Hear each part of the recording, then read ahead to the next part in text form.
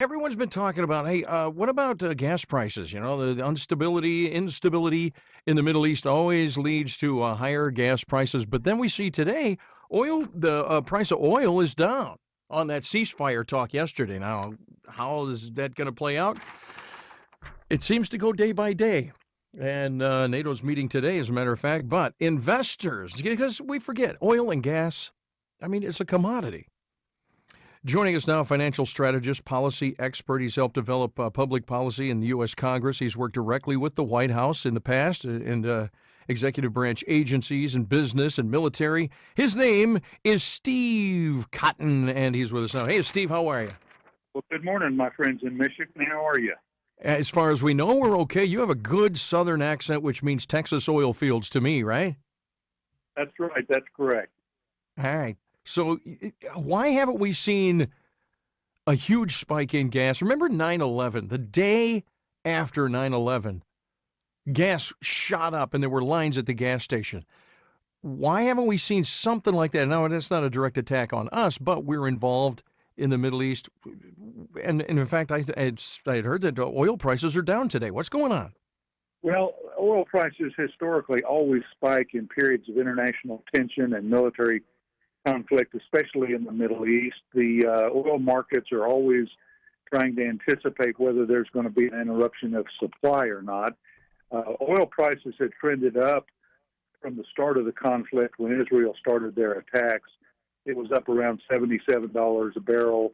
It then, after the announcement of the ceasefire yesterday, came down to about $67 a barrel, and now has bumped up a little bit to $70, given the fragile so-called ceasefire that was announced.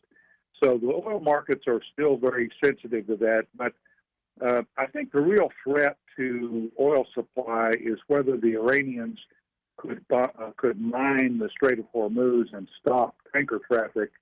I don't think they have the military capacity to do that. Nah. To do that, I think we would shut them down very fast. Yeah, I mean, because we're not dumb. We're there. We're watching that Strait of Hormuz, and how much oil really do we? I mean, Iran's got a ton of it, but I thought I read that we as a country we get like about 3% of our oil from there. Maybe that's a big generalization. Is that about right? I think we get about 6 to 7% of our oil, but China gets a ton of their oil through the Strait of Hormuz, as does Europe, and it's really more of a threat to European partners and the Chinese than anybody else. If the Iranians mined the Strait of Hormuz, it would really hack off the Chinese, their trading partners, most of all. That's another reason politically I don't think they'll take that step. But beyond that, I don't think they have the military capacity to do that. I think we've already taken measures to prevent that. All right. So really, don't panic. At least not yet. What about speculation in oil for investments? Is that for a long time that was a great investment? Is that still the case? Well, not if you have a well-diversified investment portfolio. I don't think people should make short-term market moves in anticipation of what could happen or what just happened. All of this is temporary noise, and the smart investors have a diversified strategy. They've got good equity exposure. Some people that are older should have some bond exposure, and you just don't jerk around your portfolio and make market timing decisions based on short-term realities. That's people that do that tend to underperform chronically, and they make mistakes. They do the wrong thing at the wrong time. You're best served by sticking with a good, wise, broad, diversified portfolio strategy and ignore most of the news. It's kind of interesting to me that investment is always long-term, good long-term and broad decisions. I guess you put it that way. Diversify your portfolio. But we all want to think that we're just brilliant investors. Maybe not all, but I know I've made my share of mistakes thinking that, hey, now that sounds good. and then you dump some money into something, and you end up being not the world's best Warren Buffett. Do you see that much? Or do you think people are pretty much hands off? Do we even understand what we have in our portfolio, so to speak, 401k? I think most investors, most people that are building for retirement, uh, take a longer view. They tend to leave their portfolio alone. If they're smart, they work with a financial planner or strategist like Cotton Wealth Management. They really make fewer mistakes than the typical emotional investor does. But it's very difficult to time the market. Even the professionals can't time the market. Now, you do have day traders that watch the stocks, every day and make small moves, but that's really the exception. Most investors uh, put a strategy in place, and they play the long game, and they stick with their investment discipline. And those that do tend to do very well historically. Is it just Steve Cotton is, by the way, he's our guest. We're talking to Steve, financial strategist, policy expert, cottonwma.com. Stands for what's the waste wealth I said waste. Hello, Wealth Management Associates, Cotton Wealth Management Associates. All right, so Steve, here's the thing. As far as gas prices go, because a lot of people, we don't speculate. We just want to know, what am I paying at the pump? Seems to me not that long ago, maybe 10 years ago, gas prices reacted more volatile, um, based on headlines. Today they seem, they may go up and down 10 cents here and there, but not as much. Is that just my perception, or am I just getting to be old and I forget stuff? Well, I think oil prices have always been volatile in times of tension, and that's all the more reason why you ignore those short-term moves. More importantly are the longer-term trends, and when Trump came in his first term, he really supported the oil and gas industry, energy development. We became a net exporter of oil and gas.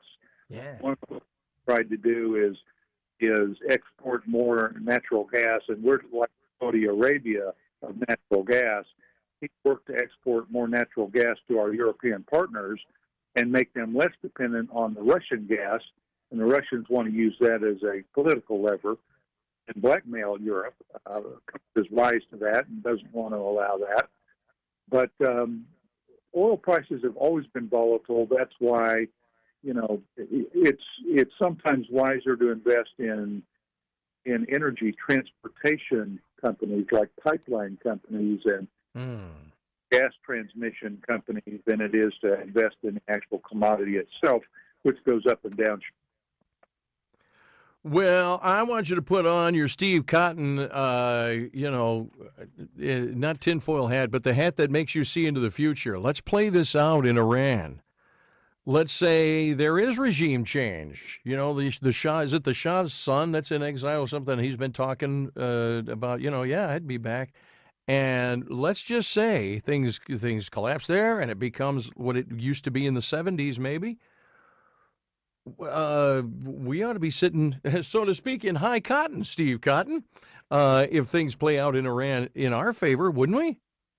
Well, the problem in Iran is the government has so beaten up its political opposition, and its opposition is so fragmented that there's a lack of trust between groups, and there's no clear one group that can clearly emerge in the case of a government failure. I think the chances of regime change have never been higher, but the Shah's son, Reza Pahlavi, has been on the news quite a bit. He has been living in the West. He is ready to go back, but it's not clear whether there is a faction that could successfully oppose, say, the Iranian military. And the thing that we don't know about a regime fall is who would take over. And right now, you'd almost have to give the Iranian military, not the clerics, but the Iranian military, you'd have to give them an edge. But one of the things I think everybody fears is the collapse of the government and just chaos. Now, Iran is a very pro-Western government. That's possible again in the future. The Iranian people are not anti-Western or anti-American. And in fact, I think one of the reasons that Israel and the administration has spared the Iranian oil refineries is precisely to preserve this national asset for a future, more moderate government. Yeah. Yeah, you look at pictures, video of, and I remember as a kid, before 1979, Iran was a very different place than it is today. Very different. Looked like Nebraska, for crying out loud. you know. All right, Steve. Well, good on you. Thank you for your expert here. This kind of stuff is a mystery to a lot of us, I think. That's why we have people like you. Steve Cotton at Cotton Wealth Management Associates helped with policy in Congress and is directed had the White House's ear and worked with the executive branch agencies and such. And we appreciate your expert there, Steve. We might be leaning on you a couple more times here real soon. How about that? Well, thank you. It's always an honor to be on your program. The people of Michigan are fantastic, and enjoyed being with you this morning. All right, pal. We'll talk again soon.